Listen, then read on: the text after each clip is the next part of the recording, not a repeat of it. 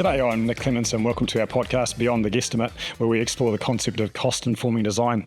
I've been involved in the construction sector since 1993, and pretty much that whole time I've been frustrated about how inefficient the industry is and the opportunities for improvement. So in this podcast, I talk to people that I think are going to be interesting to the industry and have ideas or suggestions on ways that we can improve. Today's another one of those episodes that's going to take us back in my career. So when I first started working, one of my first jobs was as a lagger. And what a lagger does is installs insulation on industrial pipework and ducting. So I got to work on office buildings, industrial buildings, that sort of thing. Sort of a semi-skilled trade, I guess you could call it, but it got me going in the workforce.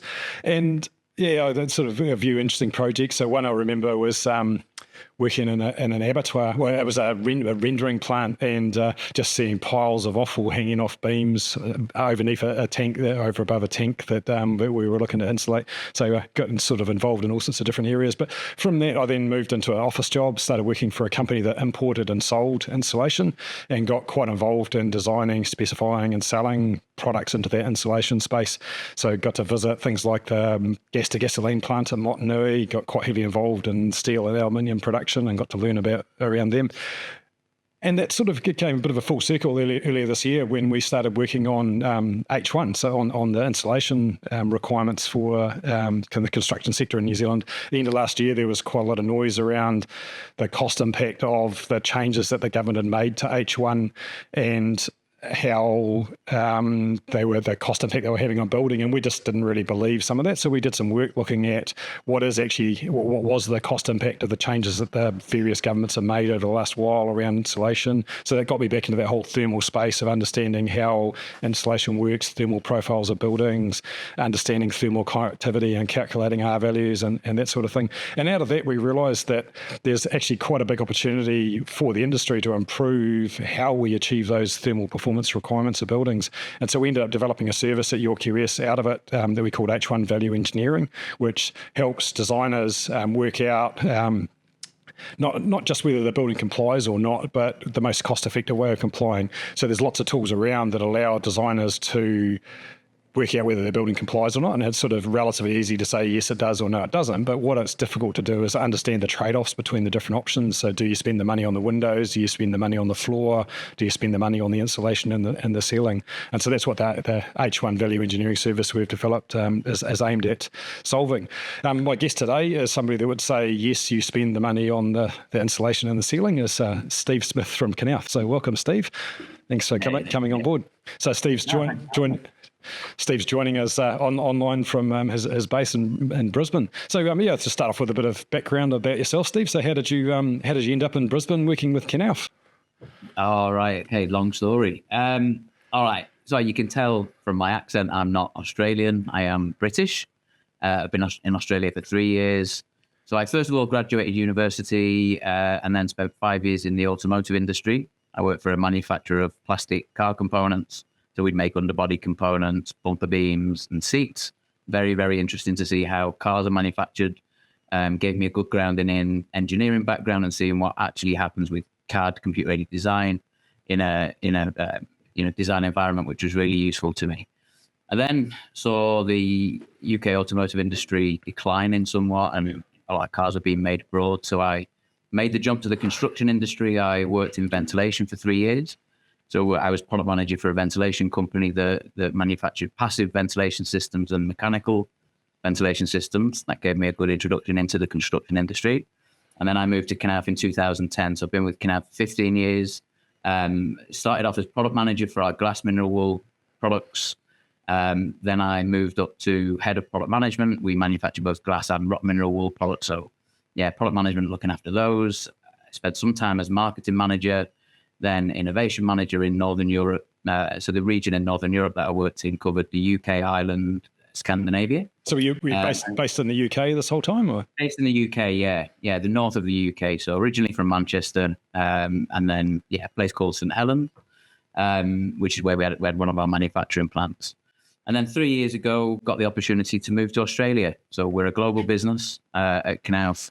We have regions all over the world, and our old marketing director from Northern Europe actually set up business in 2009 in Australia, in Asia Pacific, And as part of that, got a contact to say there might be an opportunity in Australia. So after some discussion with the family, it was the decision to up and move and come and, try part of the world. Toss up between St Helens and Brisbane. I guess that must have been a pretty tough choice. Yeah. Yeah, it's been very, very different, but eye-opening, but very, very rewarding. Yeah, very, very good. So how long have you been in Australia then? So joined in 2022. We moved actually more or less 3 years ago. So August 2022. And actually my first project as part of this region was the H1 changes in. All right. So understanding what the H1 changes meant to an insulation manufacturer, identifying the need for new products, and then developing a whole new product range that we launched into the market. So I was very lucky. In September 2022, we got to tour New Zealand. So coming around New Zealand, Auckland, Taronga, Christchurch, Wellington, speaking to customers, speaking to contractors, just getting some market insight into the changes, what they might mean, and really trying to design a product range that like you said, helps with value engineering and cost-effective design. So what was different? So what ended up being different around the products that you were coming up with? So what you had previously, and then what changed? So what was the impact for you from the H1 design changes? All right. So the first thing, I guess the first eye-opener for me personally, was the way that ceilings are insulated in both Australia and New Zealand. Experience in the UK and in Scandinavia tells me that actually the ceiling plasterboard would go on, then once all of the services are in, then the insulation would go in. So from above, so from inside the ceiling, laid in between the joists, typically in 2 or 3 layer systems. That's typical that you're talking Scandinavia, UK with that approach? Yeah. So my experience is that, the installation would happen from inside. Coming to Australia and New Zealand, I see that actually on new build properties, that ceiling insulation is installed before the ceiling's in from below. Now that gives you a certain challenge in terms of reducing thermal bridging by covering the joist. So the jump from R3.3 in the main to R6.6 in the H1 changes meant that we had to think about not just thickness, but actually how do you reduce that thermal bridging? Because you'll know if you calculate the total R value without covering the joist, you've got a significant thermal bridge. But actually then how do you insulate, in my experience, in a 2-layer system? So we started thinking about, okay, how do we do a 2-layer system from below? But then we thought, actually, is there a way to do it in a 1-layer system? So I'm actually quite interested because I wasn't actually aware of the difference. So when they're insulating from the top, they do it before the roof goes on, or are the ceiling spaces different? So why is that sort of fundamental difference there? From my experience, that's just the way it's done. That actually the sequencing of trades, roof will be on, ceiling will be in, insulation is roof in loft insulation is typically one of the last things that's then done. And typically what you'll find in the UK is 100 millimeters between the joists, then either 1 or 2 layers over the top of that to reduce that thermal bridging. Typically now you're looking at 400 to 500 millimeters of insulation. Yeah, right. So it's an R value of, let's say, about 10. So quite high performing. But thinking about it in New Zealand, we started looking at the width of the product. And instead of making the products just wide enough to be held in place between the truss cords, we trialed something that was wider. And the concept was to try and design something that automatically covered the joists and the truss cords, which we did. So it doesn't sound like a big innovation, but actually it solved the problem of you only need 1 layer. You can install from below still, and actually you can reduce that thermal bridging. So looking at it from a system perspective, you've almost got a layer between the truss cords and the joists that is bridged slightly, but then they do form a continuous layer above the joist that reduces that thermal bridging. So it's was the big change. So the side of the bat's sort of notched out a little bit or something, is it? It automatically does it. So the density that we are able to manufacture at, it's fairly low, that it's quite a pliable product. So we built a small rig in our manufacturing facility and trialed it when we had the idea first, and we saw it worked. Then we said, but what on full scale? So we built essentially a small house in our garage in Brisbane, and we tried it on a large scale with the hypothesis that, we think this will work, but we want to make sure that it works from, in a real installation as you would do it normally. So we did that, and we saw again that it worked without the need to mechanically notch the product yourself. So it automatically bridges and covers the joist. So yeah, that was the big change. Yeah, right. And so so that's effectively for both New Zealand and Australia? Yeah, so the driver was New Zealand. Right. And we launched it into New Zealand. The other, I'm sure the answer, but the other thing that makes our manufacturing slightly different is that we've invested in a technology that enables us to make thicker products than maybe some alternative manufacturers and even other manufacturing plants within the Knauf portfolio. So one of the things about being a global business is we can take the learnings from each of our manufacturing facilities and build the best parts of everything into our new facilities. So our manufacturing facility in Asia Pacific is one of the newest in the group. Whereabouts is that based? Malaysia. Okay. So yeah, it's right in the heart of our region. So we service Australia, New Zealand, Japan, Korea, Malaysia, Singapore. So it's very, very well positioned.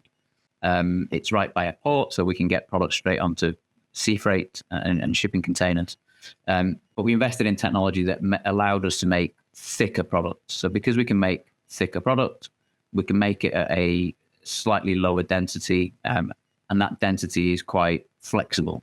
So it's able to bridge or reduce the bridging without having to cut and notch. And does the lower density improve the thermal performance or reduce it? I guess depending on sort of how the mechanics of fibre works. Yeah, okay. So just to give it, so the glass mineral wool that we manufacture, we use up to 80%, it's around about 80% recycled glass. The remainder of the product is sand, soda ash, dolomite, other natural materials. We melt that into molten glass. We then create that into individual fibers, and we use those fibers to trap air, because air is is Earth's best natural insulator. So essentially what we're trying to do is trap air. Now, the way that we improve our thermal performance, the R value of our products, we can do two things.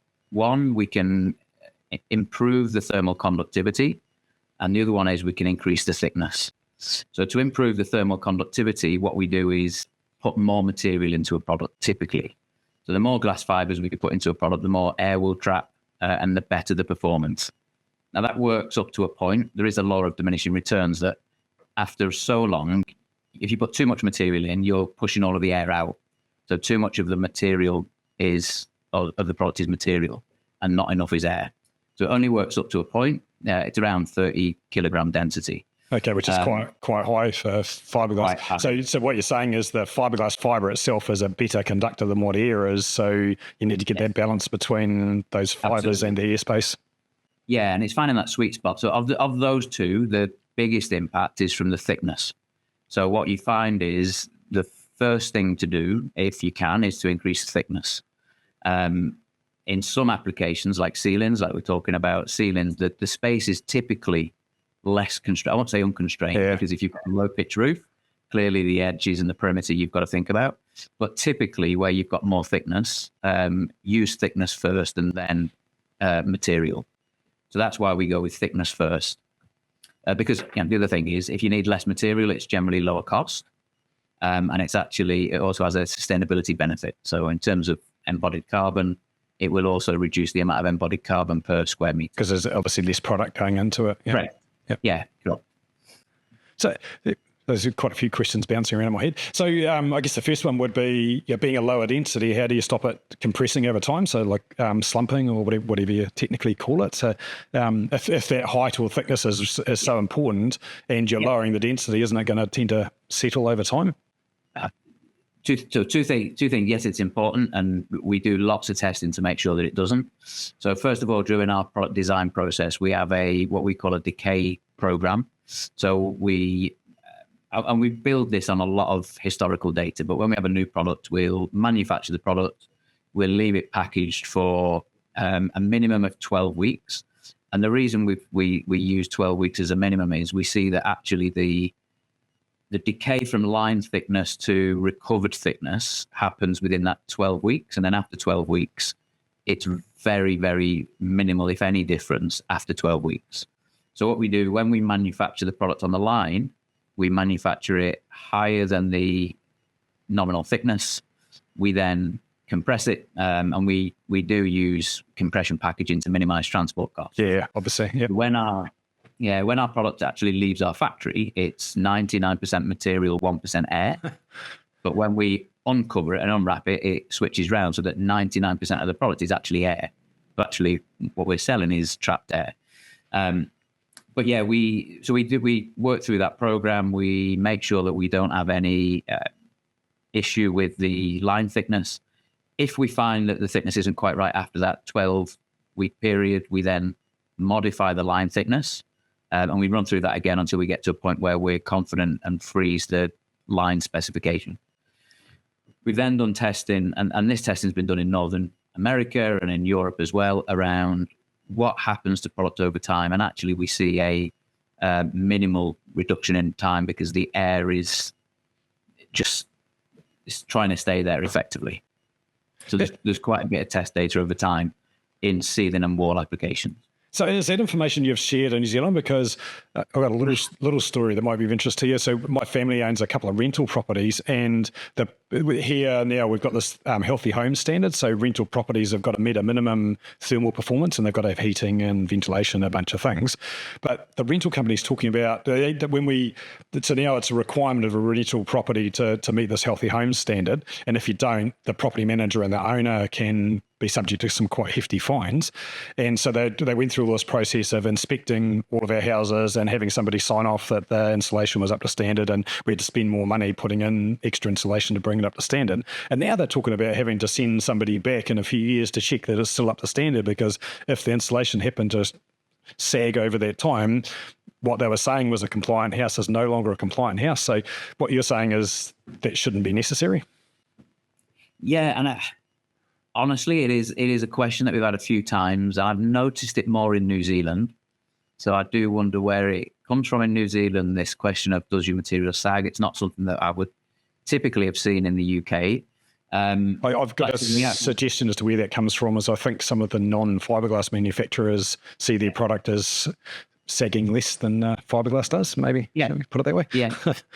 but it is, it is maybe an idea of something that we should and should do in terms of a proper piece of work to share that technical research from North America, from Europe, potentially with a specific program for New Zealand with the specific products that we sell in New Zealand. But clearly that's a timely study that starting now would go on. Yeah, well, certainly it was just relatively recent for me with the rental properties sort of saying we're going to have to re-inspect them. That didn't make a lot of sense to me. It could be useful for all of us property owners to try and push back against that one. I'll make a note actually and share that. We've just done another study on a wall solution, so a new wall solution that we're launching into New Zealand, where it's actually a facade product. So one of the challenges that you have with facades is the insulation is installed generally before the cladding is installed. And whilst we might ideally, in an ideal world, say the cladding should advance on a roll in front, and we know that the sequencing of works doesn't work that way, the insulation can be exposed on the side of a building for a period of time. So we've just done two pieces of work, and one of them was installing one of our products completely unprotected on the external of our factory in Malaysia. So Malaysia is a very hot and humid country. You have a lot of rainfall. We've had it out there for 2.5 years now. So a long period of time. And that hasn't reduced in thickness. If you go on a dry day, you can feel the product and actually feel that it is dried out. We've then tested that product, and we've put a number of products on the wall so we can take them off. So we've taken a number of the bats off, tested them thermally, and see that we get the same thermal performance as before they went on. But the reason for saying that is they've been exposed to weather conditions and they keep the same thickness. Yeah.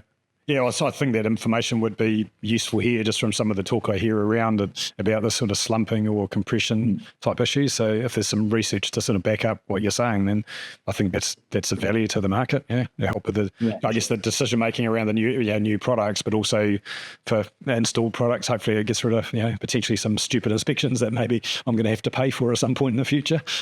Yeah, interesting.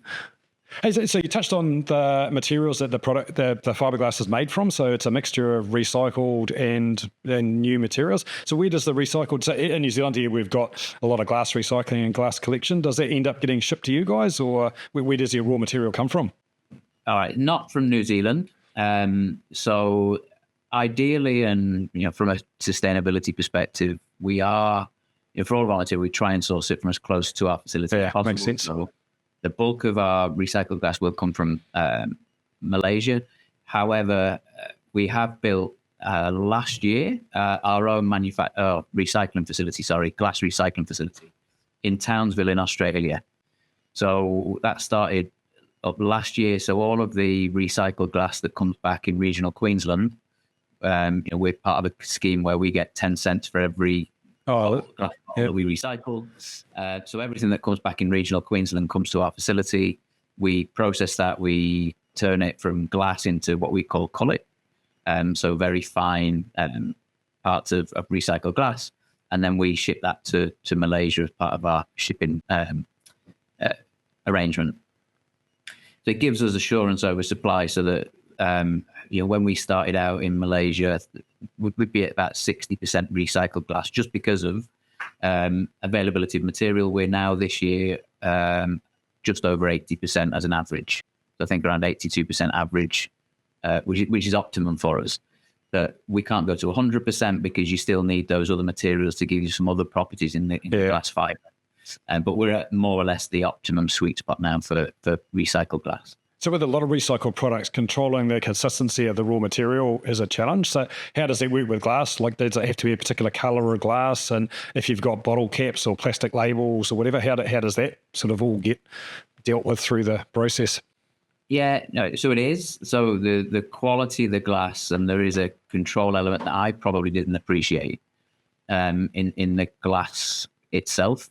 So back, I want to say 8 to 9 years ago, I think, we did the same thing in St Helens in the UK. So we partnered with Veolia, large waste processing firm.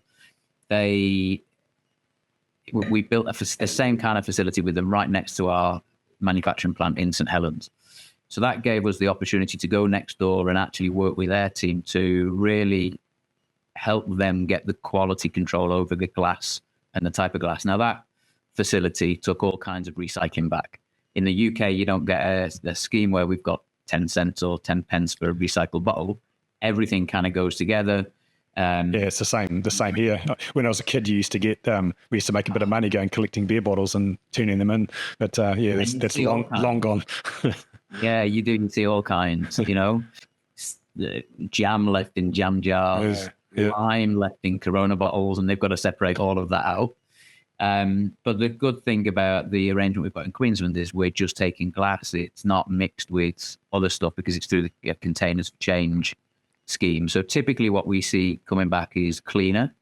So it's not as difficult to separate, but we still have the equipment to separate any metals, ferrous metals, labels, and really get rid of everything we don't want, and then give us control over the glass. Now, because we operate that facility, we have direct control over the quality as well, which is a lot better for us. So how does the cost of, just as more of a general thing than around the whole recycling thing, that to me, often sort of creating virgin products can actually be more cost effective than recycling because of the cost of taking something that's already in another form and then you've got to reduce it back down again and then make it up as opposed to getting a virgin raw material. So I think the steel industry, aluminium's a little bit the same, that it's almost the economics of recycling are somewhat questionable against raw materials. So how does it work for you guys? Would it be cheaper if you just produced it from virgin sand or whatever your normal, the sort of original source of glass is versus using the recycled content that you're doing? Yeah, there's a couple of things in there. So first of all, there is a direct relationship between the amount of recycled material and the energy needed to melt the raw materials. So for every 10%-ish, close to 10% increase in raw recycled glass, we get a decent reduction in energy required to melt that material. So second time round, it's easier to melt than first time round. Yeah, okay. Yeah, it's good to know. Correct. So it not only reduces our energy use, it clearly reduces our energy cost. And as we do that, it also reduces our environmental footprint and carbon impact. The other thing is, from a sustainability perspective, the more recycled glass we use, the less dolomite, for example, we need to use, which means you don't have to mine it as much or get as much out. So it has cost impact, but also environmental impacts. So when you look at the big picture, it is more effective from both a cost and an environmental impact. And so one of the good things about steel and aluminium is that they can actually be infinitely recycled. So each time you go around again, it can actually be restored back to an original product. Whereas with, say, plastic, I think they say that even with recycled plastic, it's only like maximum of 2 times around and then it's still in the landfill.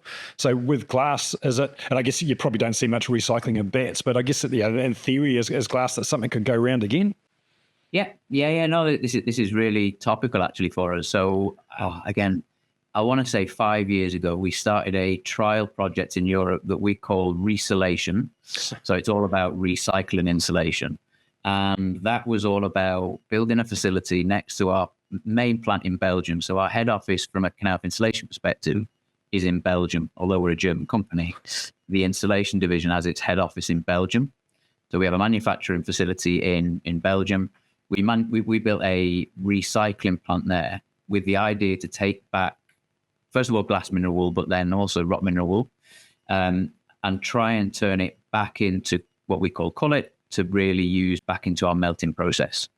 So we've done that. We've managed to do that. We've shown that that is possible. You can do it. So it is, like you say, infinitely recyclable, that we can turn it back into raw material. We can melt it. So that business is now growing. We're actually looking at another facility there somewhere else to do the same thing. And I think in the future, I don't know how quickly this will work, but I think in the future, that's something that we could see.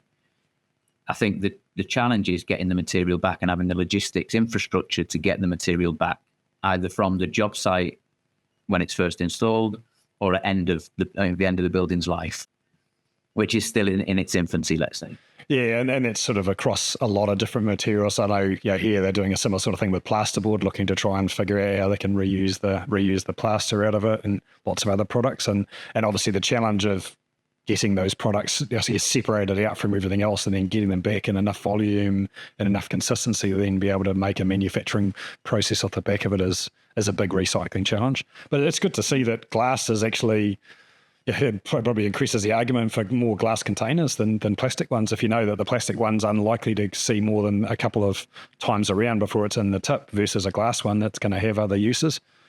Yeah. It does. It does annoy me sometimes when I go to a meet. Mostly we'll use glass bottles, but sometimes I do go to a meeting where we've got plastic bottles in our room, and we should just use glass, and then we can use it as part of our process for the future, for sure.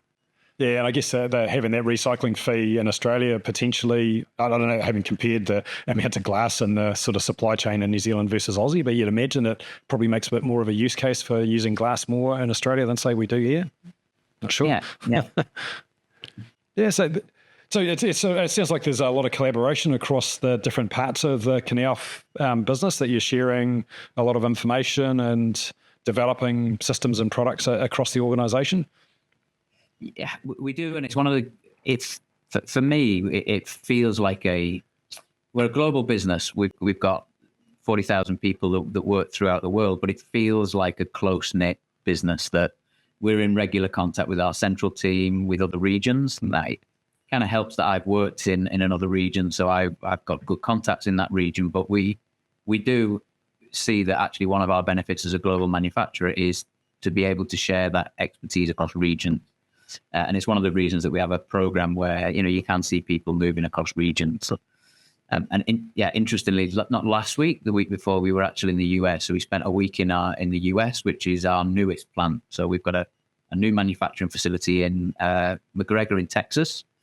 So the management team from the APAC business spent a week over there learning all about the US market, learning all about what they do, and obviously sharing some of what we do. So that also is very interesting. So coming back to this H1 thing, so we've got this developing regime. It sort of feels a little bit like somewhat New Zealand's inventing its method for how we prove and design thermally efficient buildings. So how does the H1 regime compare to, I guess, in Australia? How does it work in Aussie? And then how does that compare with other markets that you've been involved in? So if I think about it at the basic level, having a prescriptive, I called it from my UK days, a sort of recipe for compliance, that here's a recipe, just do that and you'll comply. So a deemed to satisfy approach, they call in Australia, schedule method, as you would have called in New Zealand, reference building in the UK, essentially, or notional building in the UK. All of those markets had the same thing. Now, in the UK, we saw early on, actually, that there was a benefit from a cost perspective, as you've already talked about, and that your business are obviously good at, in optimizing your building and tailoring that solution using a performance-based approach. So for those designers that might not have had the cost upfront or time upfront to spend on the design of the building, the schedule type methods obviously gave them a route to compliance without that resource upfront. But actually, we saw when we did a lot of cost modeling that was never the most cost-effective way to build. That a bit of time spent in the design will save you costs throughout the building. And it was similar in those three markets, was it? The same scenario? Yep. Yeah, for sure. Now, what I did like about New Zealand, I guess, when you had the schedule method and calculation and modeling methods, is that it was fairly straightforward compared to Australia. Now, clearly, Australia has a broader climate and more climate zones. There is a lot more complexity in that in Australia, in the schedule type method, the deemed to satisfy method, because there are so many variables with not just climate zone, but then also the roof coloring and the type of insulation really changes the sort of the number, the R value that you need as part of that deemed to satisfy approach. So now when we get a lot of questions in Australia about how do I comply on a general basis? What does my insulation specification look like in general? Well, there's no easy answer that it is a house by house or building by building basis. And it's never easy to explain because somebody just wants a rule of thumb. Let me go and talk to people about this. But actually, it's a lot more complicated than that. So is there an equivalent to the calculation method in the Australian system? Yeah, so if you look at the NatHERS approach, where you've got some software that's, I guess it's more like a modeling-based method that is still more complicated, let's say, than the calculation method. Performance-based approach, but maybe is more aligned to the modeling method, whereas the calculation method is maybe it's a good balance between keeping it fairly simple, but actually giving you some flexibility about tailoring the building to make build a cost-effective. Yeah, have those trade-offs. Yeah, I think obviously modelling is the ultimate one, but there's a reasonable cost to doing that each time. And if calculation method gets you a pretty good outcome more simply, then it probably makes sense. That was the view we formed with it. Yeah. And listening to what you did with it was more or less the same as what I tried to do when I came into the role, which was build a calculation method calculator to try and play with the R values fairly simply to understand what happens when you increase something and reduce something else. And we, maybe 2 or 3 months ago, we actually launched an H1 calculator that is, it aims to be a self-serve tool that's fairly easy to use. But clearly there's that balance between ease of use and full flexibility. Yeah, I guess the angle we see that we were bringing to it was that understanding of the cost and the trade-offs. So not just the thermal trade-offs, but the cost impact of the different choices you make, which is a hard piece of the puzzle for, I guess, people other than QSs to get. And for traditional QSing, pretty time-consuming. So with our technology, we felt that gave us an opportunity to be able to do something a bit more dynamic from both the thermal point of view and the cost point of view.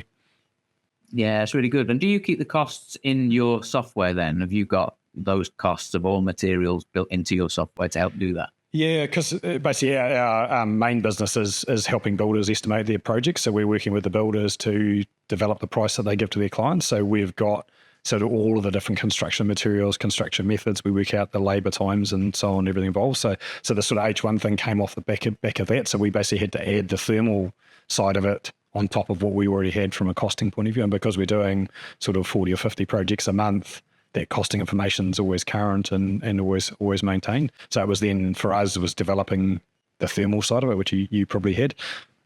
Yeah, good. No, really good. So So we touched a little bit on the sort of freight cost of moving stuff around. So, you plant in Malaysia. How does freight work for you guys? Because obviously you said you're shipping something that is potentially a lot of air. You compress it down so there's not so much air, but it's a relatively low value product, not to put it down, but it's a relatively low cost product compared to a container. So freight and shipping is always a challenge for products like yours into small distant countries like New Zealand. So how do you make all of that work with that one central point? Yeah, so like I say, it's strategically chosen because it's quite central to the other countries. It is part of our cost, of course. That freight cost is part of our cost. We do have a very good supply chain team, so they spend a lot of time making sure that we've got robust contracts with shipping providers.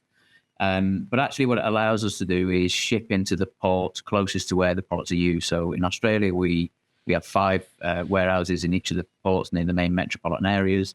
In New Zealand, we can ship into Taronga, Auckland, Christchurch, and Wellington. So we tend to ship close to where the product's going to be used. So of course, we've got a shipping element to the cost, but it minimizes the road transport.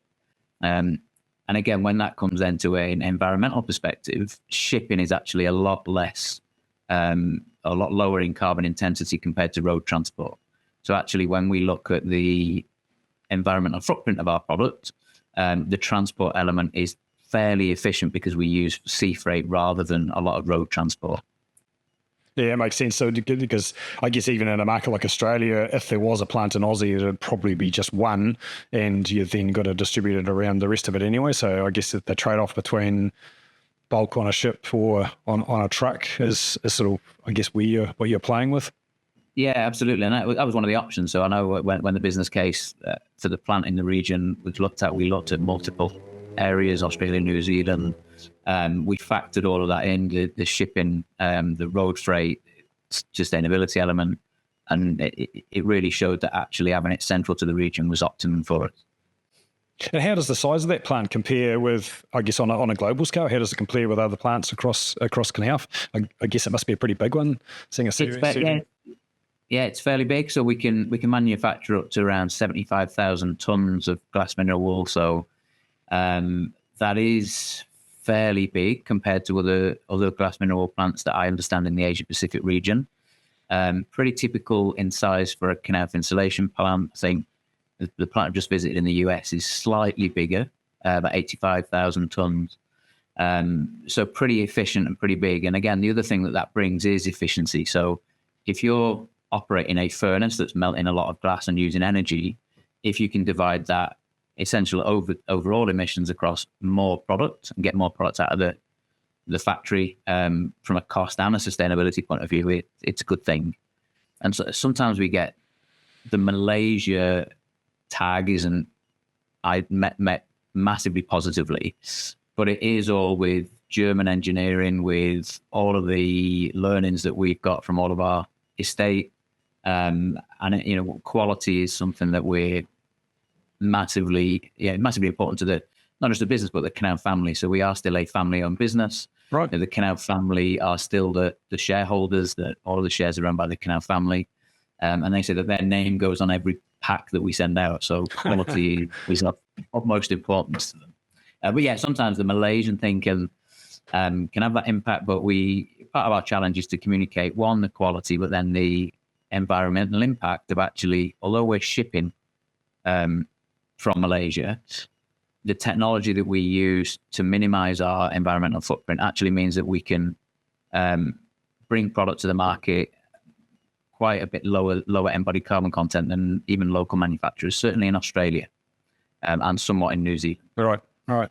So we're certainly seeing that sustainability aspect of building and I guess life generally becoming more and more of a factor. So for an organisation like yours, what sort of changes it caused over time as it's become more of a thing and people are expecting big organisations to have sustainability, credibility, and so what sort of work do you guys have to put in to, I guess, get yourselves up to a standard that you think is acceptable and then, I guess, prove yourself to that standard? How many hoops do you have to jump through to do it?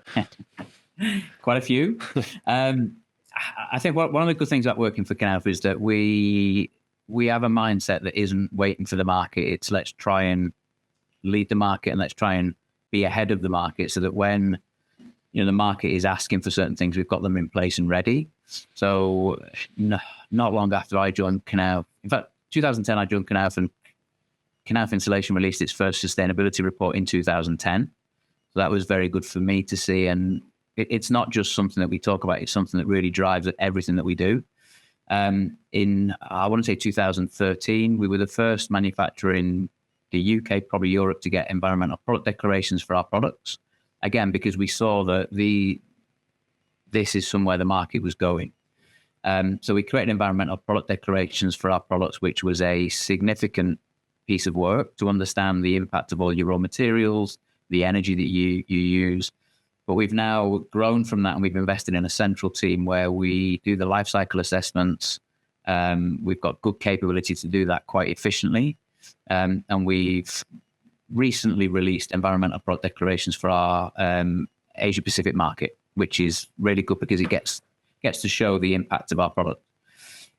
Now, that's in terms of communicating what we're doing. But actually, in terms of reducing our footprint, then we have to clearly take a business case to our business to invest in some of the things that we think will reduce our footprint.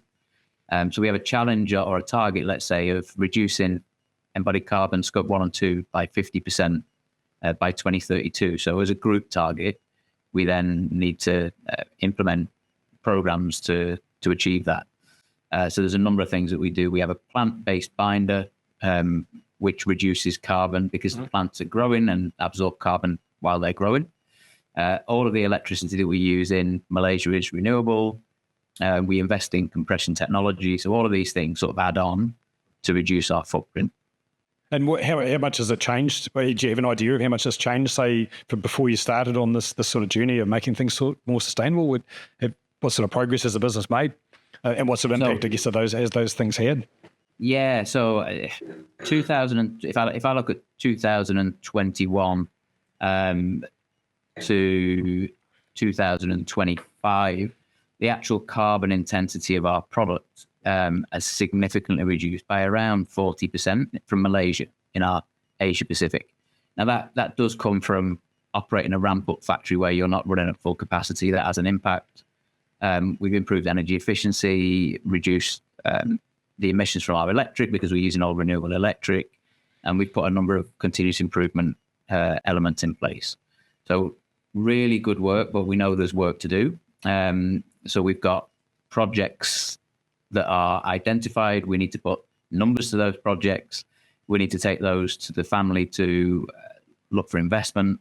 And again, it's good that we, Knauf is a business that we won't necessarily wait for the regulation. We'll try and invest so that we're ready for the regulation. And in quite a few European countries, we've seen embodied carbon regulations already occur. So quite a few countries now have got in their building codes requirements to declare embodied carbon content. In some of the countries, Finland, Denmark, Netherlands, France as an example, they've actually got caps on embodied carbon. So we do see that in future, this is going to be another, a lot of your business about cost and managing financial cost. But I do see there's going to be a challenge to actually manage embodied carbon budgets. Yeah, I can see that on the horizon as well. I guess our current government doesn't seem to be quite as motivated that way as the previous government was. So it sort of feels like it's slowed a bit, but I can ultimately see it heading that way.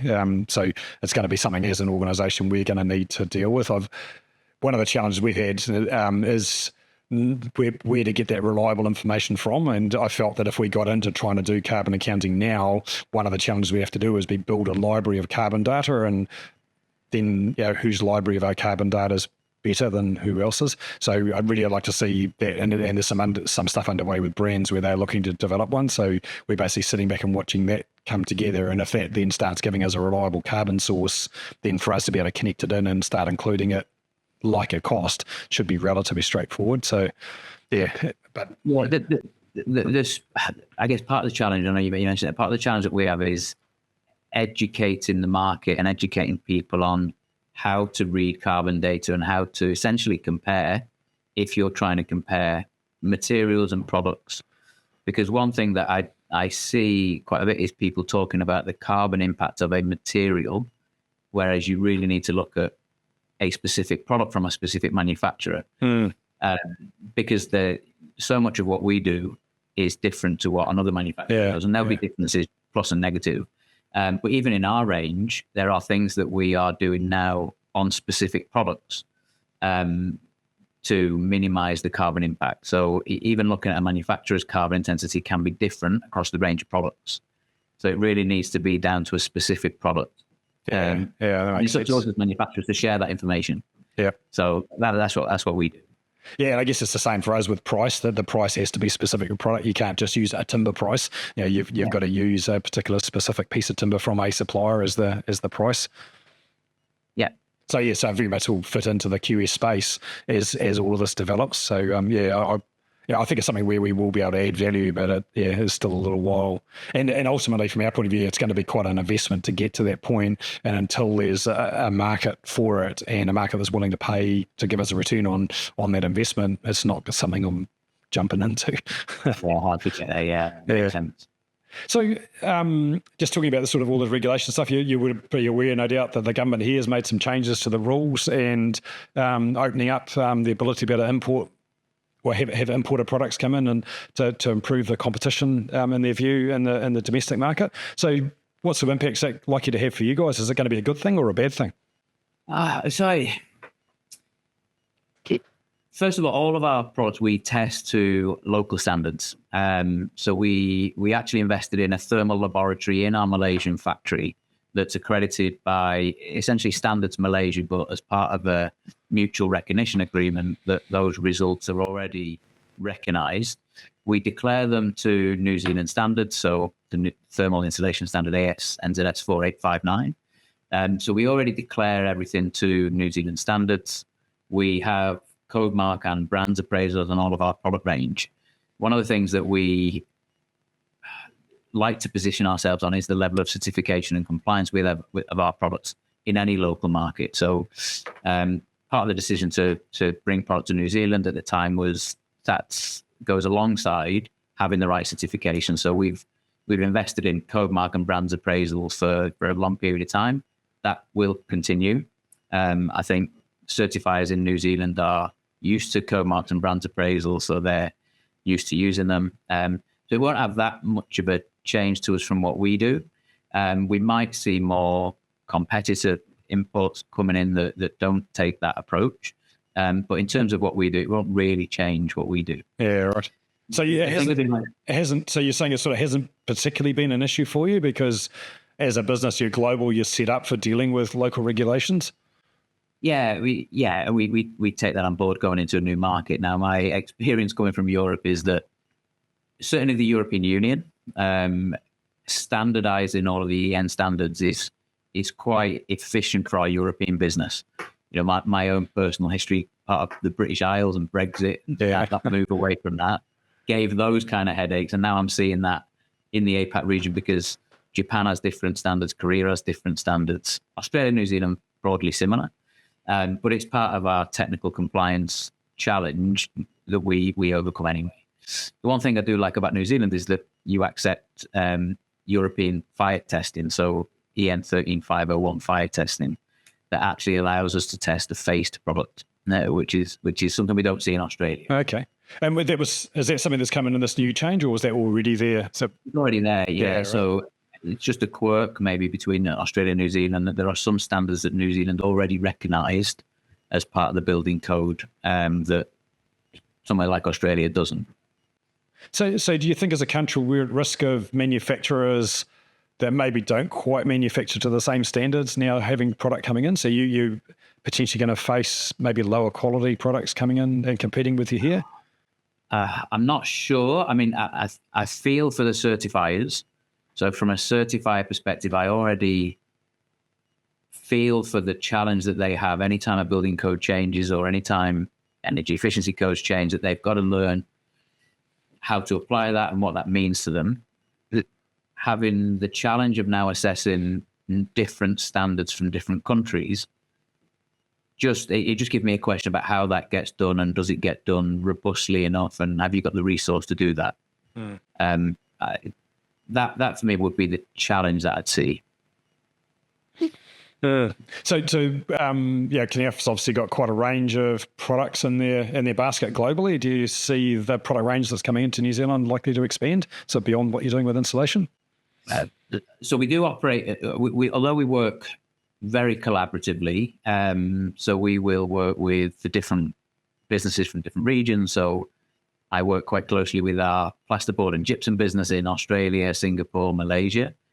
Clearly, we don't have a presence in New Zealand per se, but we do operate as separate businesses. So I really couldn't comment on their plans to either come into New Zealand or not. It's not something that I'm part of. I knew there was a bit of a leading question, so I had to ask. Oh, thanks for your time, Steve. Are there any other burning issues or anything else you'd like to raise? No, I think it's really good. I think one thing that we see probably that we haven't talked about is the growing, we see a big future for building rating schemes. So we provide and manufacture thermal insulation, but we're seeing a trend. If I look at LEED certifications, even well-building certifications, Homestar, we've seen a real trend in the last few years and on an increase in those schemes, which show us that there's a bigger demand for the health of a building, the sustainability of a building, and the safety of a building. So that's just something that we're keeping an eye on. Our products can help with crediting. So from a low VOC perspective or a non-combustibility perspective, we see that as a position that we can fill. That's something that we're looking at quite closely. Okay, that's something I'll need to keep an eye on as well for us. I guess if it's adding up anything, QSs should be able to do it. So we're doing money, dollars is our main thing. I can see carbon coming, and maybe we got to start looking at some of these schemes and seeing if we can work with them as well. So thank you very much for your time today, Steve. So I appreciate you taking the time to come on with us. So if you want a QS that really understands these sorts of things, not only the dollars, but thermal performance, then get in touch with your QS. If you want to look at an installation service that takes this environment and sustainability really seriously, then I suggest you check out Knauf.